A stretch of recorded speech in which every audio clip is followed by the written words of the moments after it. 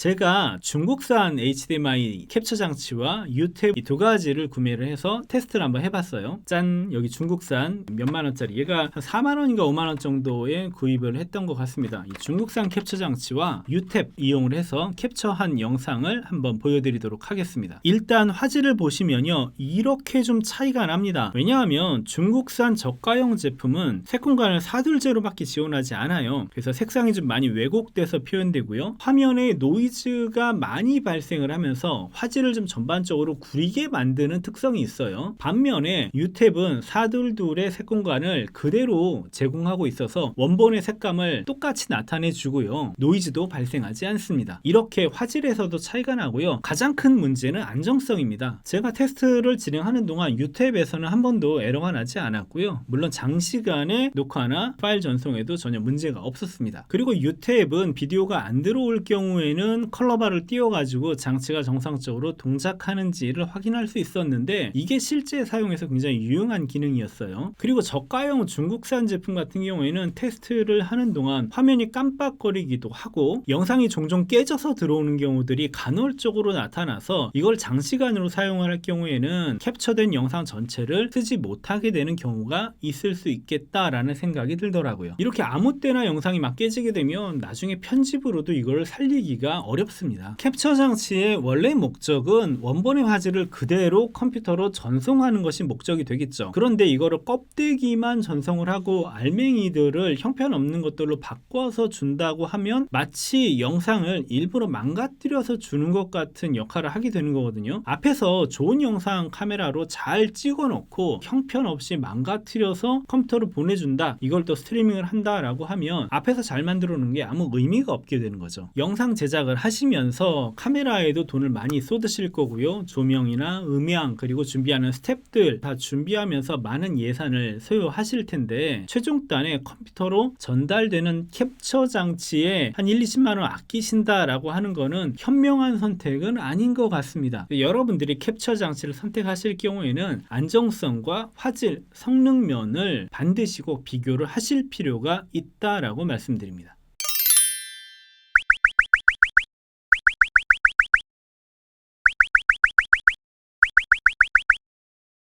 이번에는 용도에 따른 캡처 장치의 선택에 대해서 좀 말씀드려 볼게요. 먼저 1인 방송을 위한 캡처 장치가 있을 거예요. 미러리스 카메라라든가 아니면 일반 캠코더를 사용을 해가지고 방송을 진행하는 경우에 유튜버로 바로 내보낸다든가 아니면 줌 같은 화상회의 솔루션으로 영상을 집어넣는다든가, 이럴 경우에는 영상을 한 개의 소스만 있으면 되니까 USB 캡처 장치가 더 간단할 거라고 생각이 됩니다. 앞에서 말씀드린 것처럼 USB 캡처 장치는 SDI나 HDMI 소스를 받아서 USB를 통해 비압축으로 컴퓨터로 전달하는 역할을 한다고 했었죠. 그러다 보니까 캡처 장치의 종류에 따라 가지고 화질의 차이가 많이 발생하게 됩니다. 이건 여러분들이 테스트를 해보셔야 되는 거고요. 장거리 전송으로 USB를 쓰신다라고 하면 USB 캡처 장치, UTEP 같은 경우에는 SDI를 직접 입력받을 수 있는 제품들이 있어요. 이런 제품들을 쓰셔서 장거리로 전송되어져 오는 SDI 신호를 곧바로 컴퓨터로 전달하실 수도 있습니다. 근데 이거를 HDMI 캡처 장치 사가지고 SDI to HDMI 컨버터 앞에 주렁주렁 달고 이러는 거 아니에요. 그렇게 하게 되면 문제가 생길 소지가 어마어마하게 많아집니다. 그런 방법은 권장드리지 않습니다. 두 번째로, 나는 무조건 고화질로 카메라나 스위처의 영상을 캡처해야 된다라고 하는 경우에는 PCI 방식의 캡처 장치를 권장드립니다. 현재 KBS나 MBC, SBS 같은 주요 방송사들이 사용하고 있는 캡처 장치는 아자의 코나라는 시리즈를 가장 많이 사용하고 있어요. 이 코나보드를 컴퓨터의 PCI 슬롯에 꼽고 이 캡처 카드에 SDI 신호를 연결을 해서 고화질로 캡처한 다음 이 캡처된 것을 후반 작업에서 진행을 하게 되는 거죠. 그리고 아자 코나보드는 맥 시스템뿐만 아니라 일반적인 윈도우즈 PC 시스템에서도 프로레스 코덱을 캡처할 수 있다라는 어마어마한 장점을 제공합니다. 현재 현재 방송에서 어떤 매개 코덱이 표준이 되고 있는 것은 프로레스 코덱이에요. 그런데 SD나 HD나 4K 같은 해상도에 구애받지 않고 아자 코나 보드에서는 모든 신호를 프로레스로 직접 레코딩을 할 수가 있어요. 물론 맥에서는 이게 자연스러운 일이지만 윈도우에서는 프로레스로 캡처할 수 있는 방법이 없었습니다. 근데 아자 코나 보드는 윈도우 시스템에서도 곧바로 프로레스로 다이렉트 캡처를 할 수 있는 프로그램을 함께 제공을 해요. 이거는 제작에서 굉장히 큰 장점이라고 할 수가 있어요. 다른 저가형 캡처 장치들은 이게 지원되지 않기 때문에 고화질을 위해서는 비압축으로 캡처를 진행해야 됐었거든요. 그런데 비압축으로 진행하려면 프로레스보다 약 10배 정도의 스토리지 용량이 더 필요하게 됩니다. 전형적으로 배보다 배꼽이 더 커지는 일이죠. 그래서 아자 코나 보드만으로 본다면 다른 캡처 장치보다 약간 비쌀 수는 있지만 스토리지 절약, 그리고 후반 작업에서의 편의성, 그리고 안정성, 그리고 화질까지를 생각을 한다면 남는 투자라고 할 수가 있죠.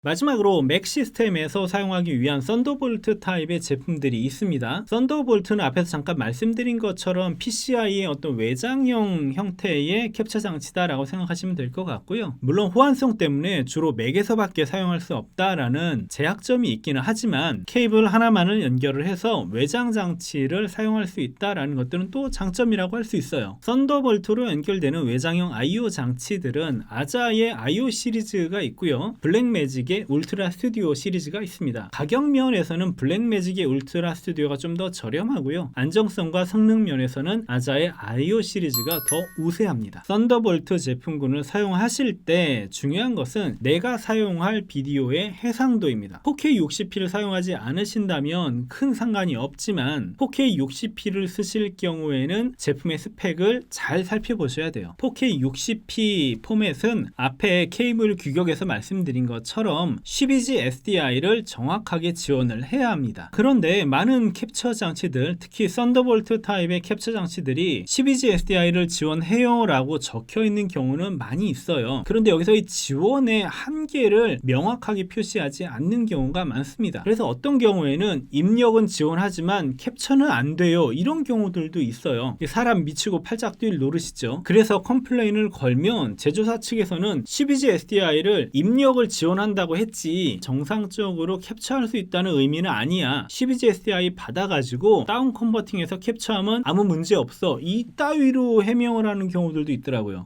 이건 좀 사람 미치게 하는 일인 것 같아요. 여러분들이 특히 외장형 장치들을 사용할 경우에는 4K 60p 내가 써야 된다, 그럼 이걸 지원하는지 안 하는지 테스트를 해보시고 구매하시는 게 가장 좋고요. 그렇지 않다면 스펙을 보고 또 보고 고르셔야 할 겁니다.